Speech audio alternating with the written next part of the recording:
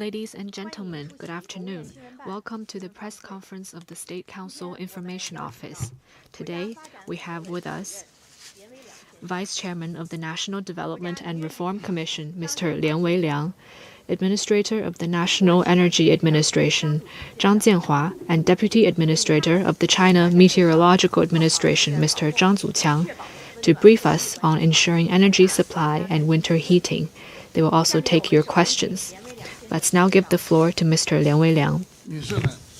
Ladies and gentlemen, friends from the media, good afternoon. A sincere thank you to friends from the media and all sectors across society for your interest in and support for energy provision.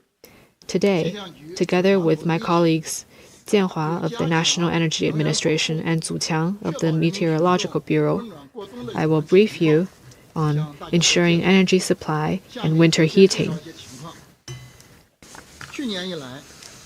Since last year, the international energy supply and demand situation has been serious and complex.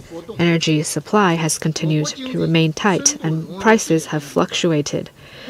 China's economy has become deeply integrated into the world's economy, so the supply and demand of our domestic energy is bound to be influenced by the international situation. The difficulty and pressure in ensuring energy supply has significantly increased. The CPC Central Committee, with Comrade Xi Jinping at its core, attaches great importance to ensuring energy supply. The Central Economic Work Conference emphasized that it is important to strengthen the regulation of coal, electricity, oil, and gas and their transportation to ensure that the people are warm and safe through the winter. The State Council has also made specific plans many times, laying out the requirements of ensuring the stable operation of the economy, ensuring the security of energy supply, and ensuring the stable prices of household electricity and gas so that the people can stay warm through the winter. The NDRC, the National Energy Administration, and members of the Interministerial Coordination Mechanism for ensuring coal, electricity, oil, and gas in their transportation have thoroughly implemented the guiding principles of the 20th CPC National Congress and fully implemented the requirements of the Party Central Committee and the State Council and achieved outcomes in our work. First, significant results have been achieved in increasing energy production and supply. Under the premise of ensuring safety, we have promoted the stable production and supply of coal, and daily coal production in the heating season have remained at more than 12 million tons. We have tapped the potential of increasing oil and gas production and increased natural gas production by more than 10 billion cubic meters throughout the year. We have continued to improve power supply capacity and increased installed capacity of various types of power generation by more than 200 million kilowatts. Second, energy reserves and peak supply capacity have been significantly enhanced. We have continued to strengthen the construction of natural gas storage capacity. The national gas storage capacity has exceeded 32 billion cubic meters, and the storage has been fully realized before winter. As we speak, the remaining usable gas storage capacity is nearly 20 billion cubic meters. The construction of coal storage capacity has been greatly improved. The government can now dispatch some 50 million tons of coal reserves, and the coal storage of nationally coordinated power plants has remained at about 175 million tons. Third, the supply and price of energy for people's livelihoods have been effectively ensured. Resources for energy supply have been delivered in advance. The medium and long-term contracts for coal for power generation and heating and natural gas for people's livelihoods have covered all eligible parties, and the level of contract performance and transportation capacity has been improved. Fourth, the energy demand for economic and social development has been well met. Since the heating season began, the national average daily dispatched power generation capacity has been 23.62 billion kilowatts. The maximum has been 25.5 billion. The overall power supply and demand across society has remained balanced. National average daily gas consumption is 1.15 billion cubic meters and maximum 1.3 billion. These have provided strong support for economic and social development. Thanks to the concerted efforts of all parties, since the winter season began, national energy supply and demand has remained generally stable. This is due to the strong leadership of the CPC Central Committee. In recent years, the construction of the energy production, supply, storage, and marketing system has been planned ahead of schedule. This is due to the advantages of our country's system. We have adhered to the combination of an efficient market and a well-functioning government, and resolutely secured energy use for people's livelihoods. This is due to proceeding from national realities. We have accelerated the green and low-carbon transition while leveraging the role of coal and coal-fired electricity as a last resort for ensuring energy supply. We're still 2 months away from the end of the heating season, and with cold air during the Spring Festival, we still have a daunting task ahead. We must do well on the following fronts. First, we will continue to focus on increasing energy production and supply. We will guide localities and enterprises in ensuring supply during the Spring Festival and boost the capacity of power production. The domestic oil and gas fields will remain at full operation. Second, we will work to improve energy peak capabilities. We will improve the comprehensive emergency response dispatch mechanism of coal, natural gas, and electricity power. We will improve the output of thermal power units, optimize hydropower dispatching, and promote wind power and photovoltaic power generation. We will provide a sound plan for peak power generation and deliver on the gas and coal resources for peak power generation. Third, we will ensure energy supply in key areas. We will closely monitor the inventory of heating enterprises in key areas, strengthen the provision of railway transportation, and carry out interprovincial power dispatch in a timely manner to ensure energy supply during key periods such as the Spring Festival. Fourth, we will strengthen resource import and organization. We will coordinate the use of underground gas storage, LNG gas storage tanks, and other resources to ensure that people's livelihoods will not be affected when imported gas fluctuates. Fifth, we will resolutely secure the basic needs of the people for energy. We will organize the revision and improvement of our plan for power generation and guide the localities in carrying out their work in a sound manner to ensure that the resources are provided for the people. So much for my briefing, and now we will take your questions. Thank you. Now we open the floor to questions. Please first identify your affiliation.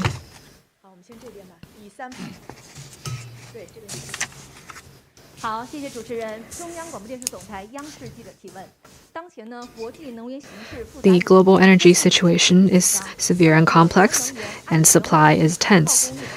Is energy supply ensured in China? And with the new wave of cold air and the Spring Festival around the corner, what measures do you have to help the people stay warm during the winter? Thank you.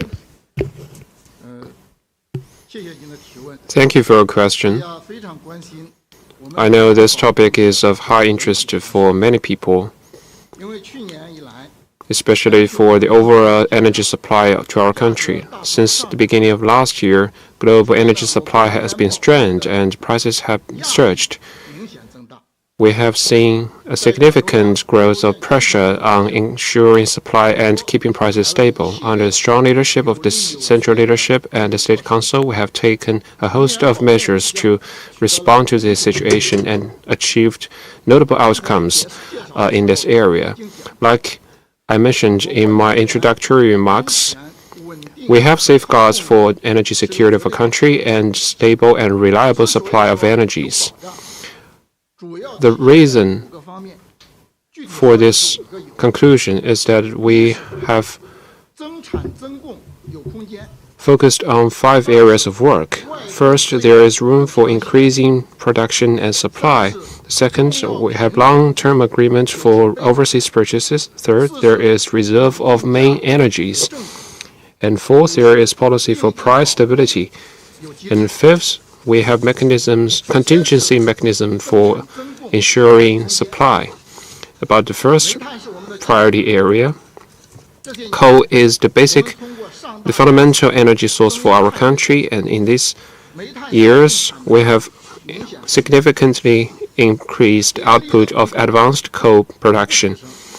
Our power supply capacity has steadily improved. The total installed capacity of our country has reached 2.6 billion kilowatts, and we have continued to increase reserve and output of oil and gas.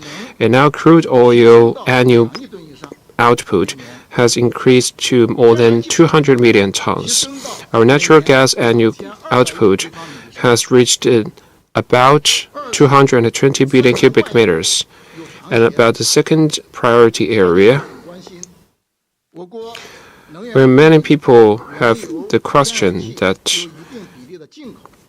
will the export of some portion of our crude oil and natural gas to other countries affect energy supply within our own country? So I need to clarify that some sport goods will be affected, but the portion that has been secured by a long-term agreement is relatively stable.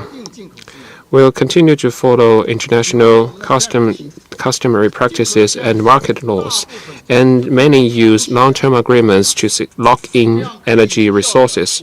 For example, imported natural gases are largely secured by long-term agreements. This will help us notably reduce risks of supply. For the third priority area, the CPC Central Committee and the State Council attaches great importance to enhancing our capacity for energy reserve. Now our natural gas reserve capacity has surpassed 32 billion cubic meters. And now the heating season has passed its half point, and now we still have more than 20 billion cubic meters of natural gas in reserve. And for coal reserve, we have around 15 million tons of reserve. And power plant under national coordination has a reserve of more than 175 million tons, which can last 22 days. This can help us effectively respond to peak hour needs. For the fourth area, the price stability is very important for meeting people's basic needs and keeping the economy stable. We have further improved the pricing mechanism for coal, and the prices are kept within a proper range. Market-based reform of coal-fired electricity price has been advanced steadily, and this has helped us keep residential electricity and gas prices stable with government-determined pricing. For the fifth area, we have made coordinated efforts to ensure supply of coal, natural gas, and electricity and other energies. This has helped us improve the peaking hour supply capacities. We have made refined efforts to strengthen supply-side management contingency plans to ensure no restriction on power and gas use under non-extreme circumstances and no suspension of supply under extreme circumstances.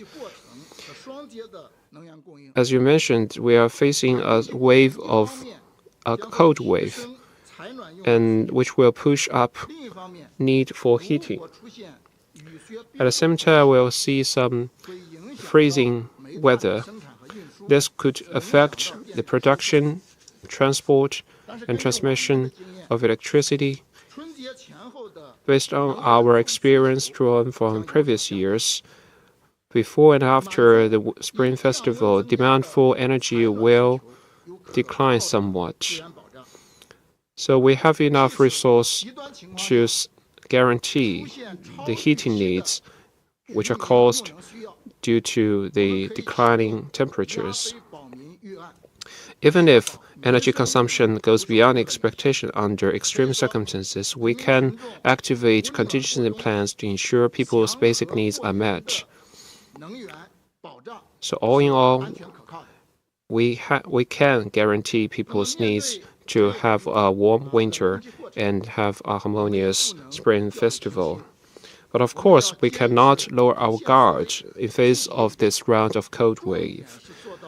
We must embrace the bottom line mentality, put in place safeguards in 4 areas.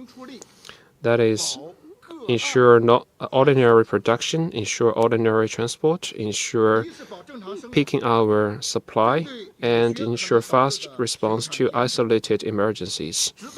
The first area, in response to possible raining and snowing weathers that could cause suspension and reduction of output, we will guide energy enterprises to make contingency plans to minimize the impact. Second, we will ensure normal transport and guide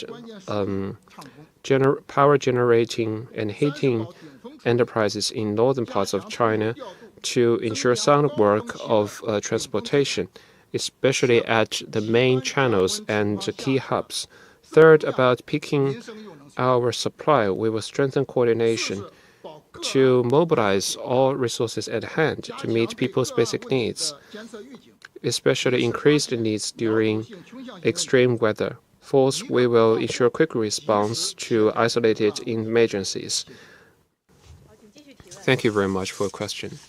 Next.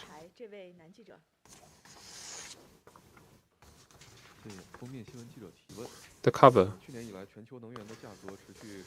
Last year, global energy prices remained high, especially electricity and gas power prices in Europe surged. So under such circumstances, how will China, which relies on energy import, ensure stability of prices? Thank you for your question. Energy prices concerns economic stability and benefits of our people. Like we mentioned, last year we faced a very complex and serious situation in global energy supply and demand. The prices surged. From January to November last year, in US and Eurozone, the CPI saw the energy prices grow by around 27% and 38% respectively year-on-year. And natural gas price increased by 26.6% and 56.5% respectively in the two zones. Electricity prices increased by 12.9% and 36.3% respectively.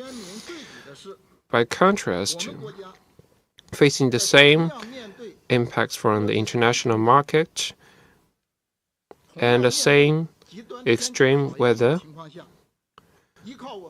our country, relying on the advantages of our system and the package policies to ensure price stability, has achieved general stability of energy prices and kept the prices within a proper range.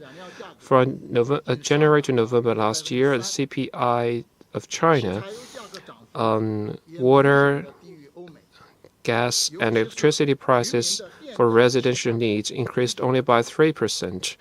And the gasoline prices, the growth of gasoline prices were also significantly lower than those in Europe and the United States. So as a big producer and consumer of energies, as well as a big importer of such energies, it was not easy for China to achieve such a goal of maintaining price stability of energies against such a serious external environment.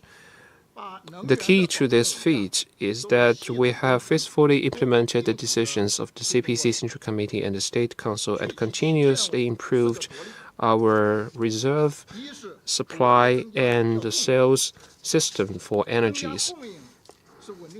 We focused on 4 priorities. First, we enhanced effective supply to unleash advanced production capacity, and we supported enterprises in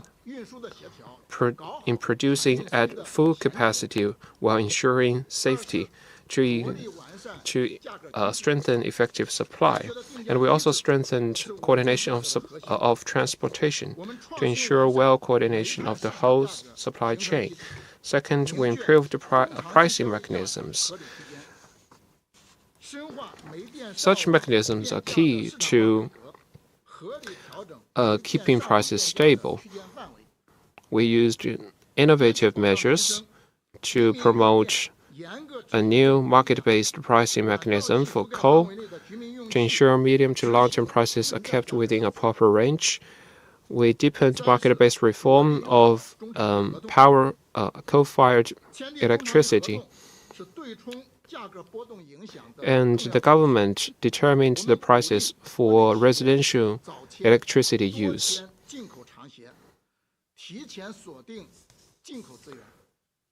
The gas prices and electricity prices for residential needs are kept stable. Third, we harnessed long-term agreements. Long-term and medium-term agreements are very important tools to minimize price turbulence, and we encouraged our enterprises to sign these agreements and to lock in resources and increase the performance and fulfillment rates. Fourth, we let energy companies play a key role in ensuring supply. The energy enterprises overcome various difficulties to improve supply and production. It used medium to long-term agreements to control the cost and implemented the pricing policies. We strengthened financial support and released the burden for some businesses. This created sound conditions for the overall goal. Thank you. Thank you, Xinhua News Agency. We're seeing a new round of raining and snowing weather now. So how is the overall work in ensuring supply and production of energy, and have you been fully prepared for extreme weather? Thank you for your question. Following the decisions of the CPC Central Committee and the State Council on ensuring energy supply and stable prices, we have worked with relevant parties to make plans and preparations in advance and gone all out to ensure that peak winter coal, electricity, oil, and gas supply in 2022, we have continued to improve the structure of coal, developed advanced production capacity, and phased out outdated production capacity. The elasticity of coal supply has been significantly enhanced, and annual average daily output has remained at a reasonable level. Over the past year, we have exceeded our target, the 7-year action plan, in terms of oil and gas production. Natural gas production exceeded 220 billion cubic meters. That's an increase of more than 10 billion cubic meters for 6 years straight. Since the beginning of winter, energy supply has withstood the test of multiple rounds of cold weather. Since December, coal production has remained stable, and the thermal coal inventory has remained at around 175 million tons. The national electricity load has stabilized at around 1.1 billion kilowatts, with a maximum of around 1.16 billion. In terms of natural gas supply, for 38 days, the daily supply of natural gas has exceeded 1.2 billion cubic meters, and the peak gas production of underground gas storage, exceeding 170 million cubic meters, stood at around 20 consecutive days. As we speak, the overall supply and demand situation is balanced and under control. In terms of the total resources and the balance among regions, the situation is sound. Government departments at all levels and enterprises, energy producing sectors have also formed emergency response supply mechanisms to address people's concerns. And when a problem arises, if the customer is not satisfied, they can always reach the energy regulators via 12398, the hotline. Next question.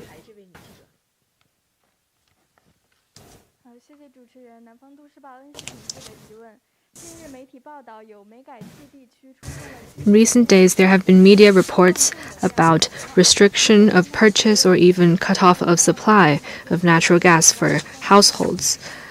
What measures can we take to ensure the needs of people's livelihoods? Thank you for your question. Leaders of the Central Committee and State Council attach great importance to ensuring supply for winter heating and tasked us to keep monitoring of relevant issues. And once we were informed of such a situation, we immediately tasked relevant local governments to take measures to rectify such situation.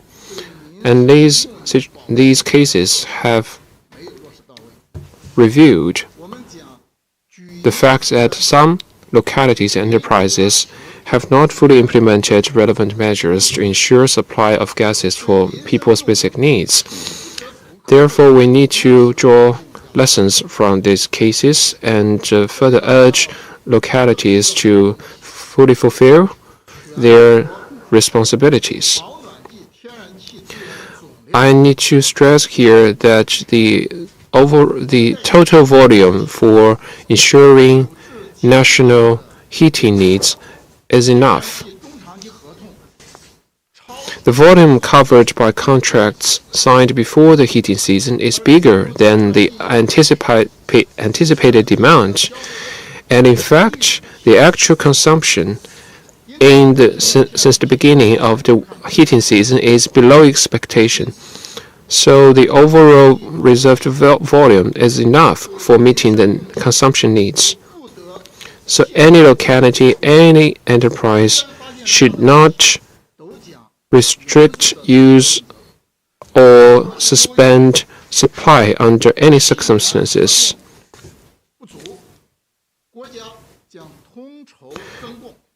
If there is enough supply under their contracts to supply, then the national government will use coordination government mechanism to provide additional supply.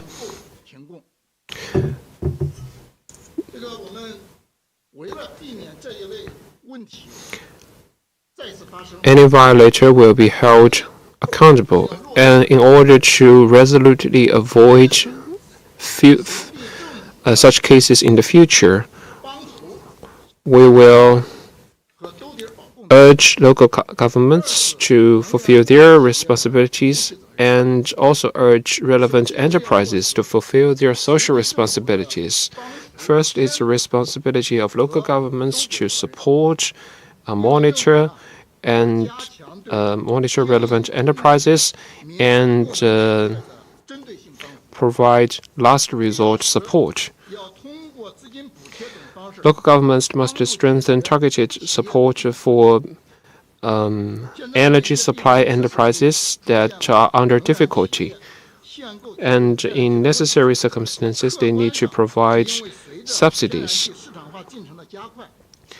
As we see acceleration of the marketization of the natural gas market, there will be more diversified supply for urban gas uses.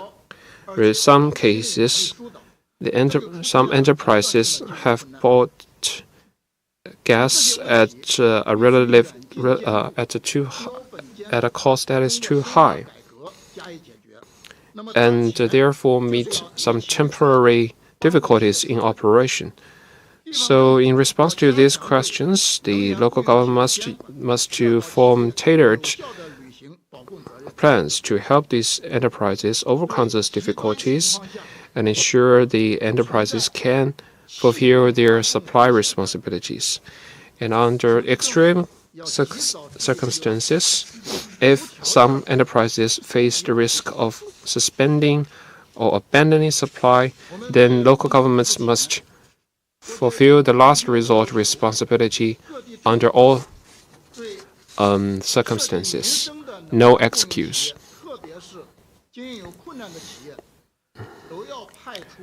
And for energy supply enterprises that meet people's basic needs, if they face difficulties, the governments must send task forces to help them over difficulties. And second, for enterprises, they must strengthen their sense of responsibility for social responsibility. And if they meet difficulties, they can report to relevant departments, but they should not, under any circumstance, abandon their responsibility. Next question. Resta News. Right now, we have put in place nuclear heating programs, such as in Liaoning. And how are these programs operating? And in the future, will we enhance the proportion of nuclear heating? At the same time, how to ensure safety? Thank you for your question. Promoting the development of nuclear power in a safe and orderly manner is a strategic plan made by the 20th CPC National Congress. It is an important part of China's energy strategy and is important to improving China's energy structure, ensuring China's energy security, building a new energy system, and contributing to carbon peaking and neutrality. At present, China has 53 nuclear power units in operation with an installed capacity of 55.57 million kilowatts, accounting for nearly 5% of power generation. 28 nuclear power units are approved to be under construction, and they have an installed capacity of 32.72 million kilowatts. Over the years, China's nuclear power units have maintained a sound record of safety. There has been no incidents affecting the environment or public health, and the main operational indicators have remained at world-leading levels. How nuclear energy heating works is that part of the steam as a heat source is extracted, and the users are isolated from the nuclear power units by multiple barriers. So only energy is transmitted and there is no contact. Thus, it is a safe and reliable heating method. The National Energy Administration attaches great importance to promoting nuclear heating. In 2019, the Shandong Haiyang nuclear power plant was completed and put into operation. It has played an important demonstration role. In 2022, the second phase of the project was completed with a heating area of more than 5 million square meters, fully covering the urban area of Haiyang City. In addition, Qingshan in Zhejiang and Hongyanhe in Liaoning have also realized nuclear heating. So far, these projects have operated smoothly and safely. The heating is quite good, and it has replaced coal producing ecological and social benefits, and also lowered local heating prices, as well as contributing to enhancing people's livelihoods. So it is a multi-win situation, and it is warmly received by the public and across society. At present, the follow-up projects in Haiyang, Shandong, and Qingshan, Zhejiang are under construction, and we are developing at a larger scale nuclear heating. We will continue to support nuclear heating and summarize the successful practice in order to promote application at a wider scale under the premise of ensuring safety. We will strive to make greater contributions to clean heating in northern China. Thank you.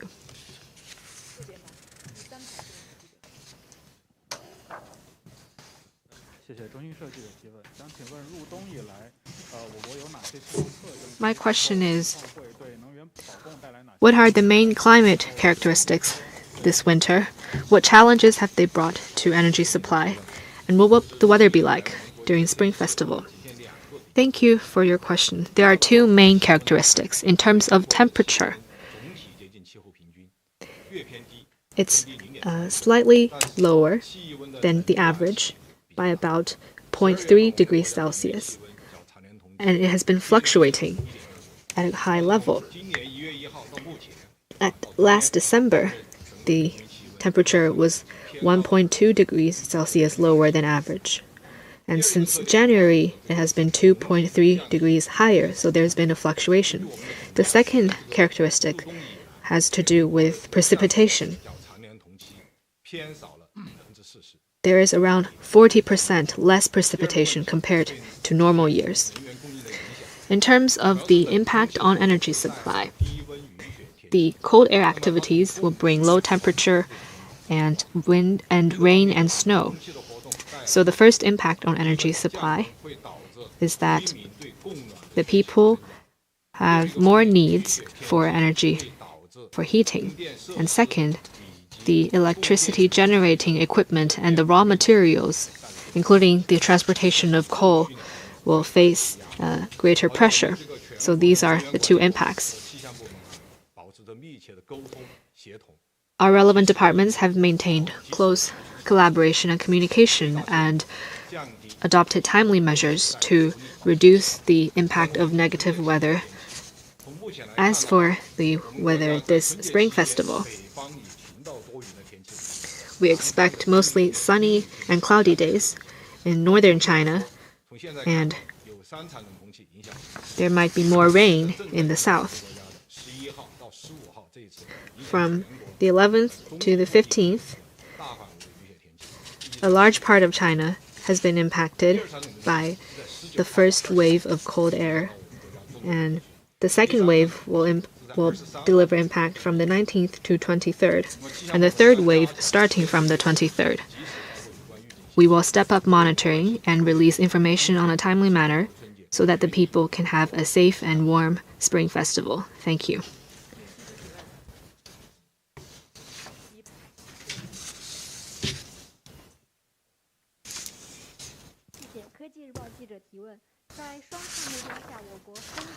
With the goal of carbon peaking and carbon neutrality, new forms of energy have played an important part in China's energy supply. What role has it played in energy supply for the winter? Thank you for your question. Over the past decade in the new era, guided by General Secretary Xi Jinping's new energy security strategy of 4 revolutions and 1 cooperation, we have made remarkable achievements in new energy development. In 2022, the new installed capacity of wind power and photovoltaics exceeded 120 million kilowatts, and the cumulative installed capacity exceeded 700 million kilowatts. The installed capacity of renewable energy thus exceeded 1.2 billion kilowatts. the wind power and photovoltaic industry has become one of the most competitive industries. With the growth in scale, the role of wind power and photovoltaic has become more and more prominent. First, it has become a prominent part of China's new installed capacity. Statistics show that in 2022, new installed capacity of wind power and photovoltaics accounted for 78% of China's total. And the second feature is that it has become a prominent player in generating electricity. Third, it is playing a bigger role in ensuring energy supply. Data of power grid companies show that in 2022, the average output of wind power and photovoltaic power generation in most parts of China accounted for about 15% of the average electricity output. And during the summer peak in 2022, in Jiangsu, Shandong, Zhejiang, and other provinces with large photovoltaic power generation capacity, the average photovoltaic output coefficient was around 0.5, which provided a strong support for safe and secure energy supply.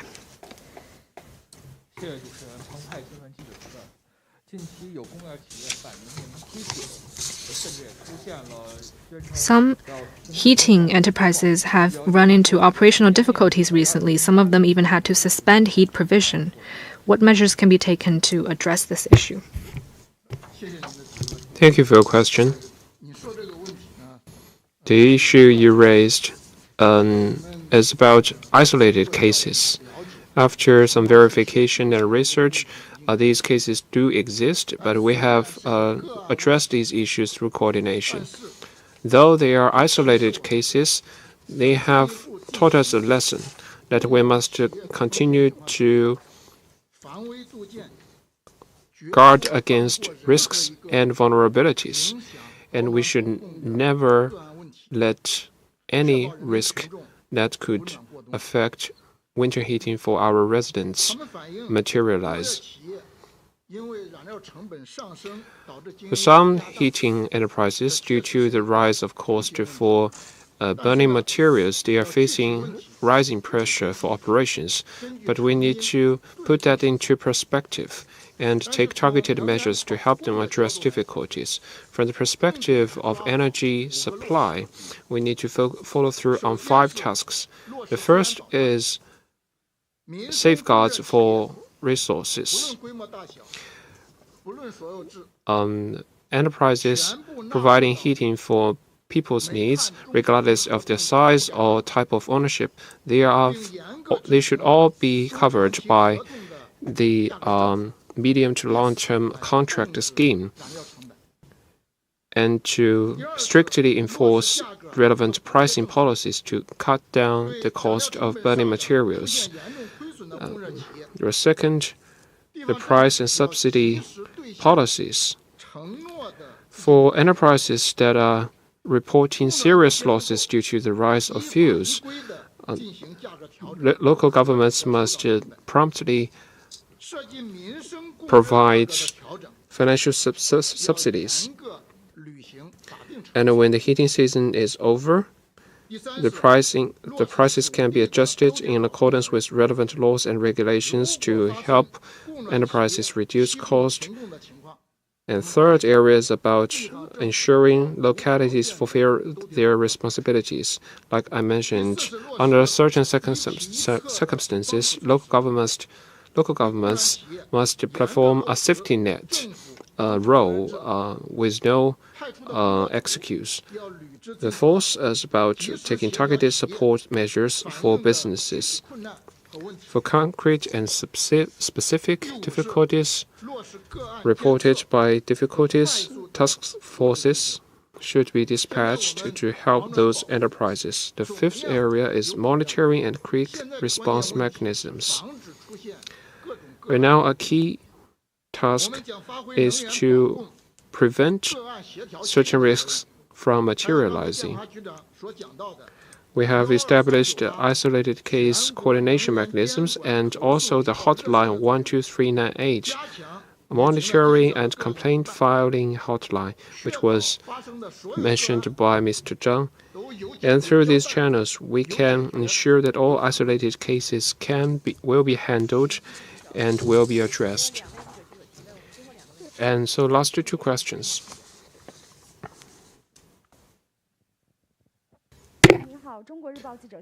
Thank you, China Daily. Since the beginning of last year, we have seen a serious international energy supply situation. So what has the National Energy Administration done to ensure stable supply of energy this year? Thank you for your question.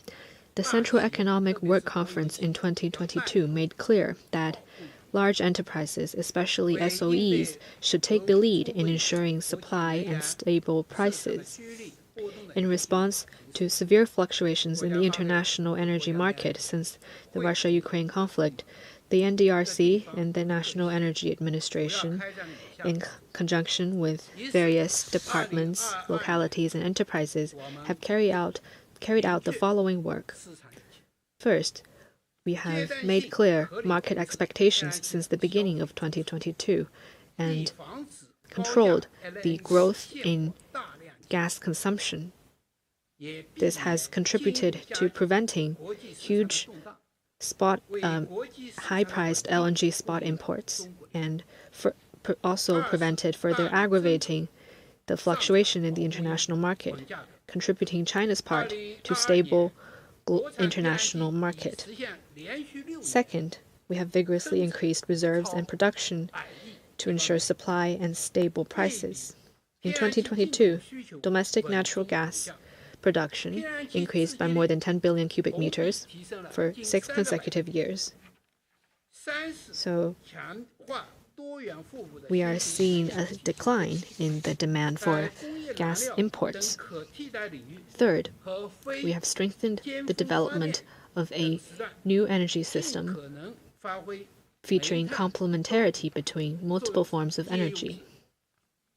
We have leveraged the role of coal as a last resort in ensuring energy security and striven to use natural gas wisely.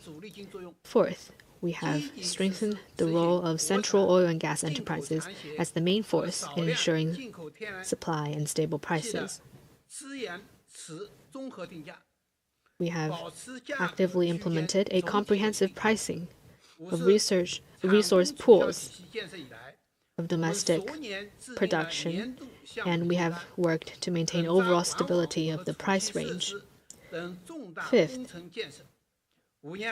we have made annual lists of projects over the past 5 years.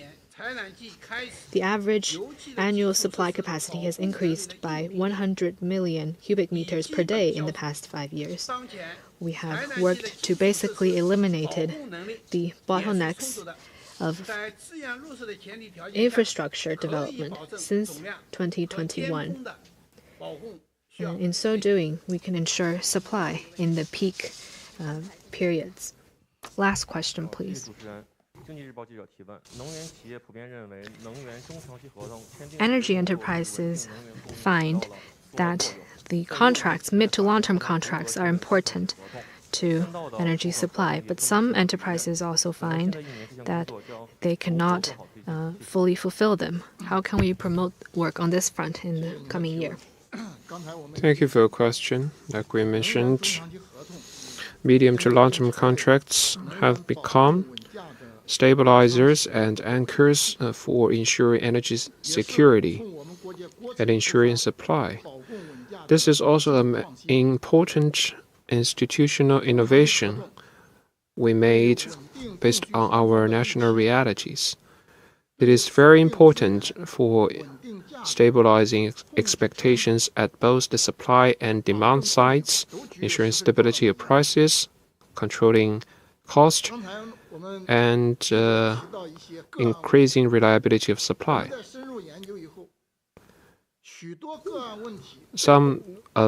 In previous questions, some isolated cases were raised. So after studying these cases, most of them involve the issue of no signing of long-term contracts or non-performing of existing contracts.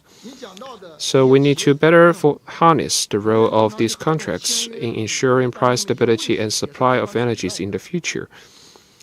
Of course, the issue you raised does exist. So in the future, we will take stronger measures to address this issue. And our plan can be summarized by two aspects. One is mandatory signing for eligible enterprises, and second is holding violators accountable. First, for medium to long-term contracts, some of them are voluntarily signed through negotiation by market entities. But for those countries that involve public interests, for example, about meeting people's basic needs, these contracts need to be signed under the guidance of government. For example,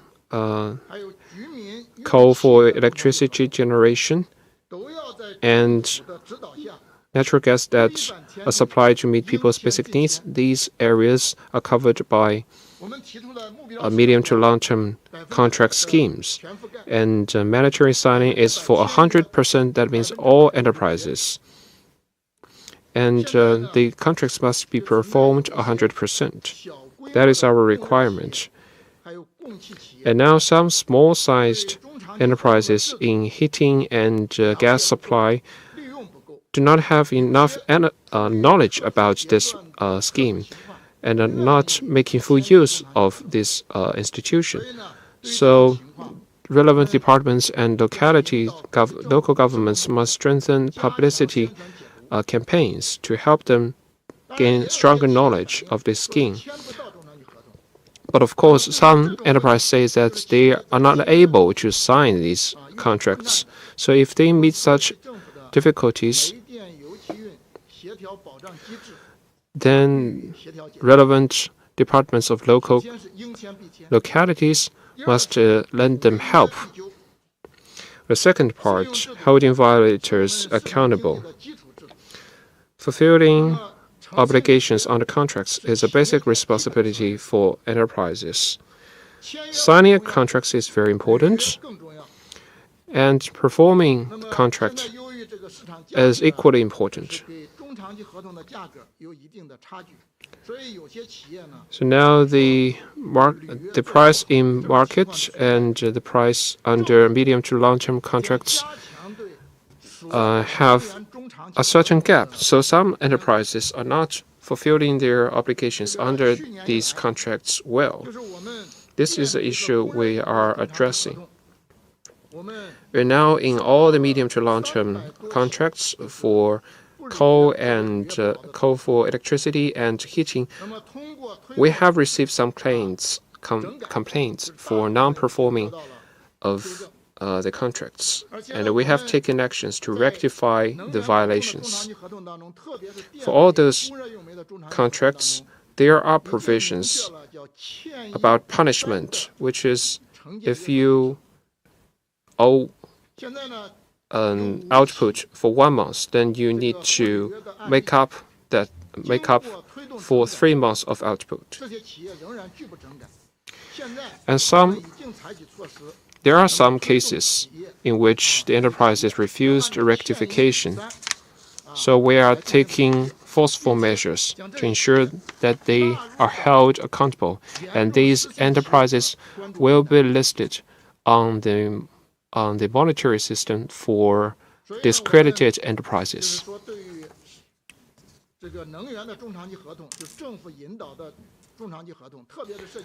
So that is about the contracts that are signed under the guidance of government. We are focusing on both the signing and the performing of contracts, and we welcome the contribution of media and other sectors of society for monitoring and for supervision, and any violator will be held accountable. Thank you very much. That concludes our press conference today, and the next conference will begin shortly. Thank you very much.